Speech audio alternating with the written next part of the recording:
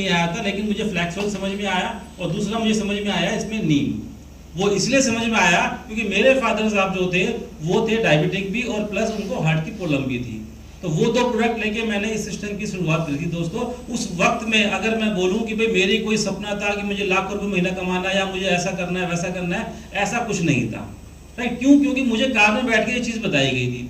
लेकिन उन्होंने एक बात ये कही थी कि दिनेश इस सिस्टम के अंदर में बहुत बड़ी पावर छिपी हुई है, लेकिन वो पावर अगर आपको देखनी है तो आपको मीटिंग के अंदर में जाना पड़ेगा। कहाँ जाना पड़ेगा? मीटिंग के अंदर। मीटिंग के अंदर में जाना पड़ेगा, क्योंकि वहां पर बहुत कामयाब लोग आते हैं और वो अपनी स्टोरी आपको बताते हैं। जब वो स्टोरी आपको बताएंगे तब जाके आपको एहसास होगा या बिलीव होगा कि वाकई में इसके अंदर में कितने कामयाब लोग हैं।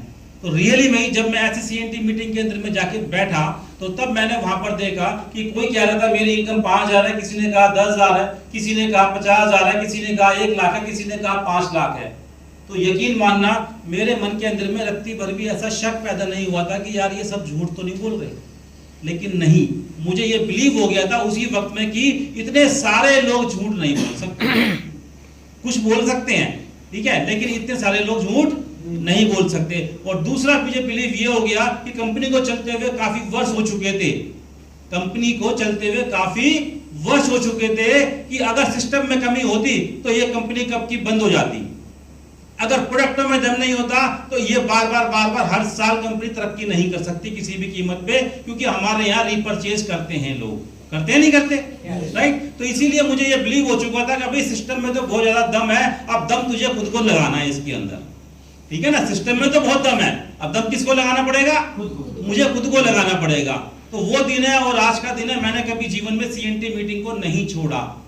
दूसरा, हमारी अप्लायंस में जो भी वो अपना सेमिनार या अपनी वर्कशॉप करते हैं, मैंने उसको भी नहीं छोड़ा।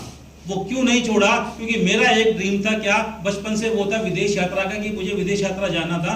पासपोर्ट बन के तैयार हो चुका था बचपन में ही, लेकिन कहीं जाने का मौका नहीं मिला और तरसता था कहीं भूटान का ठप्पा भी लग जाता, दिल को तसल्ली हो जाती।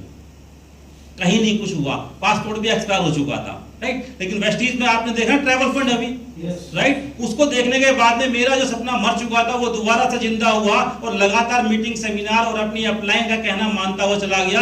पहला ही ट्रिप मैंने यहाँ से दुबई का लिया दोस्तों, और मैं रियली बता रहा हूँ, जब मैं पहली बार बैठा था हवाई जहाज के अंदर में, इंटरनेशनल फ्लाइट के अंदर में, तो मेरी भी आंखें नम हो गई थी और मुझे ऐसा लगा कि यार जीते जी मैंने अपना सपना पूरा कर लिया। न जाने कितने लोग तो सपना देखते भी नहीं है, ये बात सच है कि नहीं है? yes, कितने लोग तो सपना देखते भी नहीं है, पूरा करने की तो बहुत दूर की बात है।